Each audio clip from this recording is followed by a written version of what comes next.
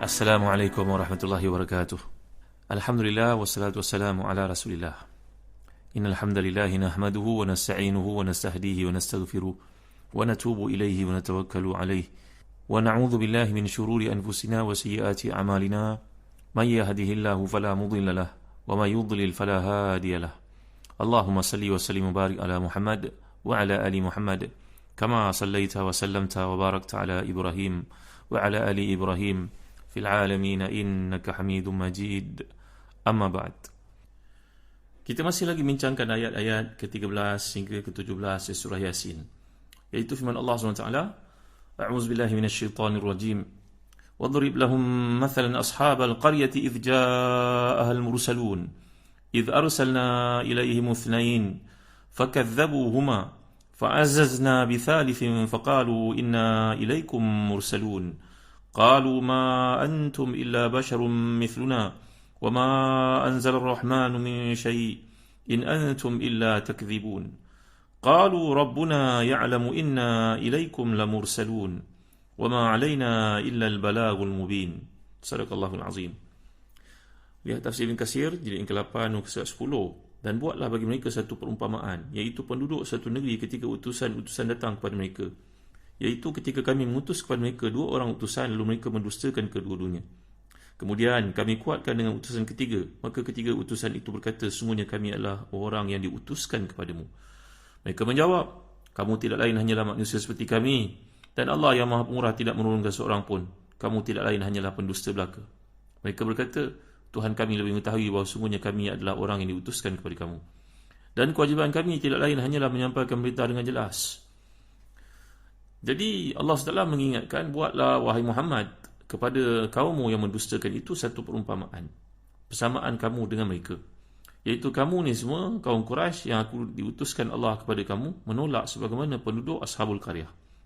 Ibn Ishaq meriwayatkan daripada Ibn Abbas radhiyallahu anhuma, Ka'bul Ahbar, Wahab bin Munabbih, mereka itu berkata tempat namanya Antakiyah, rajanya penyembah berhala, lalu Allah utuskan kepada mereka 3 orang rasul. Ini ada perbezaan pendapat para ahli tafsir, adakah mereka itu nabi ataupun mereka hanyalah merupakan utusan-utusan Nabi Isa. Dan telah saya huraikan kepada tuan-tuan bahawa disebut tentang jarak usia di antara nabi-nabi yang diutuskan oleh Allah Subhanahu Wa Taala.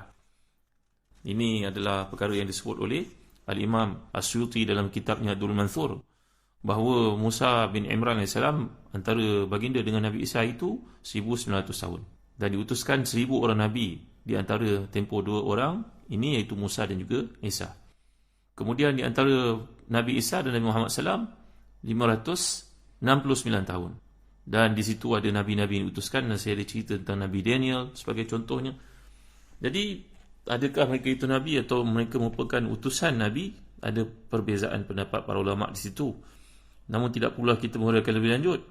Jadi mereka ni telah pun diutuskan kepada penduduk dikatakan Antakya atau mana tempat sekalipun, sehingga ada setengah ahli tafsir mengatakan dia merupakan Pompei, tempat yang terdapat di Itali itu, yang menunjukkan adanya gempa bumi di situ, lalu tempat tersebut dihancurkan oleh Allah Subhanahu Wa Taala.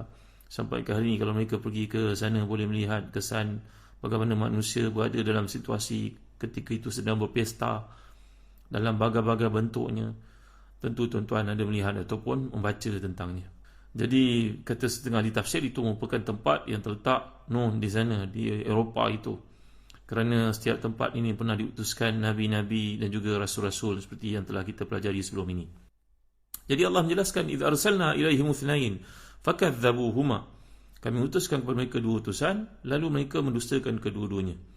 Kami memperkuatkan, fa'azzazna bithalith, kami hantar pula yang ketiga, iaitu kami perkuatkan, dokong dakwah mereka lagi dengan utusan yang ketiga. Faqalu inna ilaikum lamursalun, maka ketiga-tiganya berkata kepada penduduk kota itu, sungguhnya kami adalah orang yang diutuskan kepadamu. Ini satu uslub dalam bahasa Arab. Kalau seseorang mengatakan Zaidun qaimun, contohnya Zaidun beri, Zaid ataupun Zaidun karimun, Zaid seorang yang mulia. Kalau ditambah lagi inna Zaidan karimun, tapi kalau ditambah lagi satu, inna Zaidan lakarimun. Jadi tuan-tuan dimuliakan sekalian, dalam ilmu balaghah kalau kita belajar bahasa Arab ini ada berbagai-bagai pendekatan. Ada bersifat khabarinya, ada bersifat ingkarinya, ada bersifat talabinya. Maka ini satu keindahan min muhasinat. Antara penggunaan bahasa Arab itu ada perbezaan. Bila orang mengatakan sama saja maksudnya. Zaidun karim dengan inna Zaidan karimun, inna Zaidan la karimun. Ini sama saja pada mereka. Tapi kalau kita mempelajari aspek balaghah, maka kita akan lihat perbezaan yang terdapat dalam konteks ayat-ayat yang digunakan oleh Allah Subhanahu Wa Taala. Jadi bila kita lihat ayat ini, inna ilaikum mursalun. Jadi ini satu bentuk. Kemudian inna ilaikum la mursalun. Tengok. Yang pertama ifja'ahal mursalun. Yang kedua inna ilaikum mursalun. Yang ketiga inna ilaikum la mursalun. Berbeza ni tuan-tuan. Di seluruh bahasa Arab beza. Yang pertama, kalau ifja'ahal mursalun, datang utusan, itu satu uslub, satu gaya bahasa yang bersifat pemberitahuan, ayat kenyataan. Tapi kalau sebut inna ilaikum mursalun, sesungguhnya kami ini diutuskan oleh Allah, ini dah ada penguatan namanya. Datang yang ketiga, inna ilaikum la mursalun, maka dah masuk lam di sini, maka ia merupakan satu bab taukid, yang berarti bila ada penentangan, bila ada pengingkaran, maka datang uslub yang ketiga. Maknanya gaya bahasa yang dipanggil bahasa Arab uslub ini pun memberi kepada kita input di sudut makna. Ini yang telah saya terangkan kepada tuan-tuan di sudut bahasa Arab. Kekuatan yang daripada bahasa Al-Quran ini, bahawa antara mahasin tanzil karim, balagatuhul khariqah, antara gaya bahasa Al-Quran, mukjizat Al-Quran ini, satu daripada pendekatan lughawinya. Ada bab yang dijadikan sebagai ijaz. Ijaz ni makna diringkaskan. Ada bab dipanggil itnab, makna dipanjangkan cerita tersebut. Jadi dalam kes ini, dua orang Nabi ataupun dua orang utusan ini datang kepada tempat, baik Antakya ataupun kawasan lain seperti disebut oleh para ulama tafsir dalam geografi Al-Quran, kajian mereka. Namanya Saduk, Shalom, ada yang mengatakan demikian seperti disebut oleh Ibn Kathir daripada Ibn Jarir Tabari. Maka dua orang ini berdakwah, mereka mendapat penentangan, mereka telah pun ditangkap. Kisah ini tidak disebut, tapi kita dapat faham daripada siyaqul ayat. Siap mana konteks ayat ini, nanti akhirnya kita akan lihat hukuman menandakan di situ ada peristiwa yang berlaku yang tidak disebut oleh Allah SWT. Bagi orang beriman, bagi orang baca Al-Quran, interaksi yang sihat dengan Al-Quran akan membantu dia untuk faham adanya perkara-perkara yang tidak dinyatakan oleh Allah di sebalik ayat ini yang ringkas ini sebenarnya. Jadi bila dua orang itu dihukum, datang yang ketiga. Tapi sebelum mereka sampai ke tempat itu, mereka lalu di sebuah kampung seperti disebut oleh banyak para ulama tafsir, macam dalam Abdul Mansur, bahawa daripada Ibn Munzir, daripada Ibn Abbas, menceritakan bahawa ketika dua orang utusan ini sampai, maka mereka bertemu dengan seorang lelaki yang dipanggil sebagai, namanya Habib bin Murri, yang dipanggil sebagai Habibun Najjar, Habib An-Najjar. Setengah mengatakan dia tukang kayu, setengah mengatakan dia tukang tenun, tukang tenun. Maknanya seorang yang menenun kain daripada ulat sutera. Setengah mengatakan dia bekerja lain daripada itu. Dia ni ditimpa penyakit kulit. Ada yang mengatakan anaknya yang sakit. Banyak sekali kisah yang sampai kepada kita daripada kisah-kisah Israeliat. Dan saya telah terangkan tuan-tuan kepada tuan-tuan awal-awal dahulu tentang pendirian mauqif kita terhadap Israeliat ini, yang Nabi telah ajar kepada kita. Apa yang benar kita ambil, apa yang mengelirukan kita tinggalkan, apa yang berlawanan daripada Quran dan juga hadis, maka kita tidak ambil. Jadi kisah-kisah seperti ini, kalau kita lihat banyak disebut dalam kitab-kitab tafsir. Maka bila mereka sampai di permulaan tempat itu, katalah di permulaan kampung itu, bertemulah dengan Habib ini, seorang lelaki yang rendah, tidak terpandang, dan dia pula berpenyakit. Dan riwayat mengatakan, setengah mengatakan anaknya yang sakit. Maka bila bertemu dengan nabi-nabi ini, melihat pada utusan-utusan ini ataupun nabi-nabi ini, hatinya menjadi tenang, dan dia pun meminta kepada, kalau betul lah kamu ni utusan daripada Nabi Isa AS, tolonglah rawat aku yang sakit kulit ini, kusta ini, ataupun anak aku yang sakit ini. Maka dua orang utusan ini, dua orang pembantu Nabi Isa ini telah pun berdoa kepada Allah dan merawatnya. Maka semua itulah mukjizat yang ada pada Nabi Isa dan juga pengikut-pengikutnya memiliki karamah yang telah saya bincangkan sedikit sebelum ini. Yubrihul akmaha wal abrasa wa yuhyil mauta biiznillah. Itu kekuatan daripada Nabi Isa AS, iaitu boleh merawat orang kena kusta, boleh sembuh orang yang mati, boleh dihidupkan semula. Ini adalah kehebatan daripada Nabi Isa, mukjizat yang Allah bekalkan kepada baginda, bersesuaian dengan zamannya itu, menyaksikan ramainya kalangan ahli-ahli perubatan, tabib, atibak. Jadi Habib An-Najjar ni seorang yang tak terpandang. Tuan-tuan, kita dalam hidup ini awasilah diri kita daripada menghukum orang melihat pada fizikalnya. Orang kita lihat fizikalnya, outlooknya tak adalah hebat mana, tapi orang ni sebenarnya wali Allah SWT. Sebagaimana juga jangan pandang kecil pada satu perkara, kata Imam Ali karamallahu wajhah dalam satu hadis yang bersifat mauquf, kerana mungkin dengan perkara kecil yang kau remehkan itu menyebabkan rahmat Allah datang kepadamu. Saya ingat pada satu kisah yang disebut dalam hadis sahih riwayat Bukhari Muslim, tentang Nabi menceritakan kepada para sahabat 3 orang manusia, 3 orang bayi yang berkata-kata. Tentu tuan tahu kan? Yang pertama Nabi Isa bin Maryam bercakap masa kecil lagi, mempertahankan ibunya, bahawa ibunya bukan seorang perempuan jahat. Yang kedua, kisah budak yang mempertahankan Juraij al-Abid, Juraij yang salih itu, ar-rahib itu.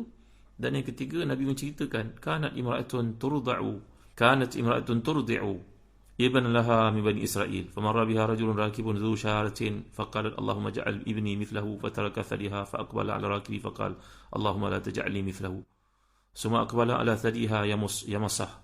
Qala Abu Hurairah ka'anni anzuru ila Nabi sallallahu alaihi wasallam yamas isba'ahu, summa marra bi amatin tujarrar wa yul'ab biha wa tudrab, faqalat Allahumma la taj'al ibni mithla hazi, fataraka thadiha faqala Allahumma ja'alni mithlaha, faqalat lima zak.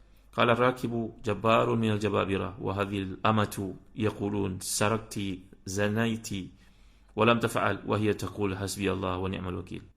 Kita ni melihat manusia, jangan nilai pada penampilan fizikalnya untuk mengatakan menghukum beliau, tahu.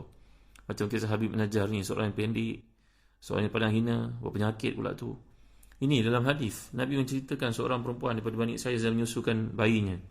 Tiba-tiba lalu seorang yang segak dengan kenderaannya, penampilannya, pakaiannya, baunya. Maka wanita yang sedang menyusukan anaknya yang masih kecil itu berkata, ya Allah, jadikanlah anak aku macam dia ni. Hebat, segak penampilan fizikalnya kan. Anak yang sedang menyusu tu tiba-tiba melepaskan susu ibunya dan berkata, ya Allah, jangan jadikan aku macam dia. Tersentak ibu dia, terkejut. Budak kecil ni bercakap. Ketika menunjukkan perkara itu, Nabi sedang menghisap jari baginda SAW. Ini pendekatan Nabi dalam mendidik sallallahu alaihi wasallam. Abu Hurairah mengatakan, aku seolah melihat Nabi sedang menghisap jari baginda bagi menampakkan budak kecil itu punya kelakuan. Kemudian perempuan ni teruskan menyusu anaknya, terkejut anaknya masih kecil itu bercakap tiba-tiba. Lalu pula seorang perempuan, seorang amah ni, seorang wanita pekerja yang hamba saya yang dipandang hina, dipukul orang, diejek, dibaling batu kepadanya. Maka perempuan ni pun cemas, berkata, ya Allah, janganlah jadikan anak aku menerima nasib macam perempuan ni, sian. Tiba-tiba anak itu melepaskan susunya dan berkata dia sekali, ya Allah, jadikan aku sepertinya. Ibunya sekali terkejut bertanya kepadanya, nak apa kau nak jadi macam dia ni? Kan ke ibu doa, kau nampak segak macam lelaki yang pertama atas kudanya itu, begitu begini. Allahu Akbar.